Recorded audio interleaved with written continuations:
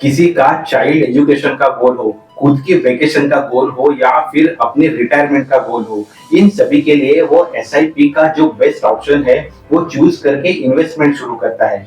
लेकिन उसी के साथ उसके दिमाग में एक सवाल आ जाता है कि फिर ये एसआईपी की जो इन्वेस्टमेंट है, क्या वो मुझे गोल अचीव होने के आखिरी तारीख तक करनी है? समझो एग्जाम्पल के लिए कोई अपने 55th एज में रिटायरमेंट का गोल रखता है और उसके लिए एसआईपी भी कर रहा है, तो फिर क्या वो अपनी उम्र के 55th एज तक अपना एसआईपी कंटिन्यू रखे? तो ये डिपेंड है हम किस तरीके से हमारी एसआईपी प्लान करते हैं उस पर। अगर आज मैं बात करूं तो आज एक ऐसी स्ट्रेटेजी हम डिस्कस करते हैं जिसे 555 स्ट्रेटेजी ऑफ एसआईपी ऐसा भी बोला जाता है। ये एसआईपी में हम आज ऐसे कुछ पॉइंट डिस्कस करेंगे जिसकी वजह से हमें केवल शुरुआती कुछ सालों के लिए एसआईपी को कंटिन्यू करना है और उसके बाद हम हमारी एसआईपी रोक दे तो भी हमारा गोल हम डेफिनेटली अचीव कर पाएंगे। स्ट्रेटेजी समझने के बाद उसे किस तरीके से इम्प्लीमेंट करना है वो आप ध्यान से समझ लें। साथ ही में जो एंड में मैंने कुछ म्यूचुअल फंड्स बोले हैं उनको भी आप एनालाइज कर सकते हैं ताकि आपके गोल के एसआईपी में आप उनका समावेश कर सको।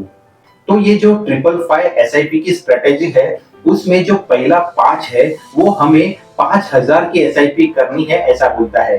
दूसरा जो 5 है वो ये बोलता है कि हमें हमारी एसआईपी 5 सालों के लिए कंटिन्यू करनी है। और तीसरा जो 5 है वो ये बोलता है हमें हमारी एसआईपी हर साल 5% से बढ़ानी है, जिसको हम स्टेप अप एसआईपी भी कहते हैं या फिर स्मार्ट एसआईपी भी कहते हैं। ये हो गई 555 एसआईपी स्ट्रेटेजी की डेफिनेशन। इसको अच्छे से समझने के लिए हम एग्जांपल देखते हैं। समझो किसी की उम्र 25 है और वो ये 555 वाली स्ट्रेटेजी इंप्लीमेंट करता है।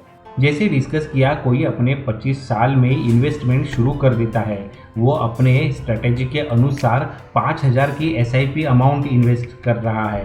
जो ईयर्स के लिए वो इन्वेस्ट कर रहा है वो 5 साल है। और एसआईपी जो स्टेप अप वो कर रहा है, यानी हर साल जो वो अपनी एसआईपी अमाउंट बढ़ा रहा है वो भी 5% से बढ़ा रहा है। ऐसे में मान लेते हैं वो जिस भी म्यूचुअल फंड में इन्वेस्ट कर रहा है वो 15% के रिटर्न दे रहा है। ऐसे में 5 साल बाद ये इन्वेस्टर जो अमाउंट जनरेट कर पाएगा वो 4,88,000 से भी ज़्यादा होगी। एसआईपी की अमाउंट हम हमारे कोई भी ऑनलाइन कैलकुलेटर में देख सकते हैं। अभी समझो ये फंड ऐसे ही नेक्स्ट 25 सालों के लिए रहता है और जिसके ऊपर 15% का ही रिटर्न जनरेट हो रहा है, तो कंपाउंडिंग अपना काम करते हुए रिटायरमेंट के एज तक यानी 55 के एज तक जो अमाउंट जनरेट करके देगा वो रहेगा 1,60,00,000 से भी ज़्यादा। इसे चाहे तो हम हमारे कैलकुलेटर में भी चेक कर सकते हैं। इस अमाउंट को अभी रिटायरमेंट के बाद एन्युटी के रूप में SWP का कंसेप्ट इंप्लीमेंट करके भी रिडीम किया जा सकता है। रिटायरमेंट के समय जो 1,60,00,000 से भी ऊपर हमारे लिए अमाउंट जमा हुई है उसे हम उसी फंड में रखते हैं जो 15% का रिटर्न दे रहा है और उसमें से 1,00,000 रुपये हर महीने निकाल रहे हैं और वो हम 10 साल के लिए कंटिन्यू करते हैं, तो उसके बावजूद जो 10 साल बाद अमाउंट बचेगी वो 3,87,00,000 से भी ज़्यादा होगी। अगर किसी की उम्र 30 है, 35 है, 45 है, तो क्या ऐसे इन्वेस्टर के लिए भी ये स्ट्रेटेजी यूजफुल है?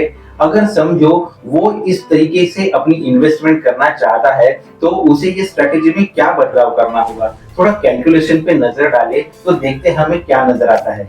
अगर समझो किसी की उम्र 30 है, 35 है, 40 है, तो क्या उनके लिए भी सेम एसआईपी की 555 वाली स्ट्रेटेजी ही काम करेगी?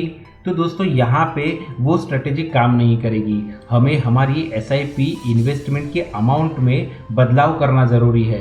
रिटायरमेंट के एज तक 1 करोड़ की राशि तक अगर हमें पहुँचना है तो ये कैलकुलेशन में हमें बदलाव करना होगा और वो बदलाव इस तरीके से हमें हमारी एसआईपी इन्वेस्टमेंट में करके करना होगा।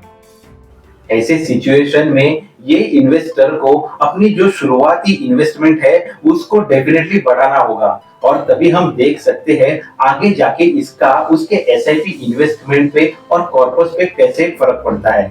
ये सब कैलकुलेशन से अभी आपने ये भी समझा होगा कि समझो अगर कोई अपनी जो इनकम 25 साल से कमाना चालू करता है, तभी से इन्वेस्टमेंट भी चालू कर दे, तो अपने रिटायरमेंट के लिए वो एक अच्छा खासा कॉर्पस जमा कर सकता है। अगर ये 1 करोड़ का जो कॉर्पस जमा होता है, उसको कैसे विड्रॉ करना है, वो भी आप समझना चाहते हो, तो ये फाइनेंशियल फ्रीडम वाला वीडियो एक बार जरूर देख लें। लेकिन डेफिनेटली अगर उम्र ज्यादा है, तो शुरुआती की जो इन्वेस्टमेंट है, उसकी एसआईपी की अमाउंट हमें डेफिनेटली ज्यादा ही रखनी होगी। अगर अर्ली इन्वेस्टमेंट स्टार्ट की बात बोलने जाए, तो आप जानते होंगे वॉरेन बफेट ने अपनी जो इन्वेस्टमेंट है वो उम्र के 15 सालों में ही शुरू कर दी थी, और इसीलिए वो आज दुनिया के सबसे बड़े इन्वेस्टर भी है। और ये एसआईपी के लिए दो ऐसे फंड है जिनमें हम हमारी इन्वेस्टमेंट कर सकते हैं। एक तो जैसे ऑल टाइम में मेरे चैनल पे भी बताते आया हूँ, वैसे पराग पारिक फ्लेक्सी कैप।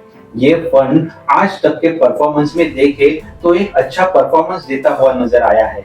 ये फ्लेक्सी कैप कैटेगरी का होने की वजह से इसके फंड मैनेजर के पास अगर मार्केट में कुछ भी वोलेटिलिटी आती है, तो उसके अनुसार mid cap, large cap, small cap, इनमें अपनी इन्वेस्टमेंट मूव करने का, चेंज करने की काफी फ्लेक्सिबिलिटी रहती है।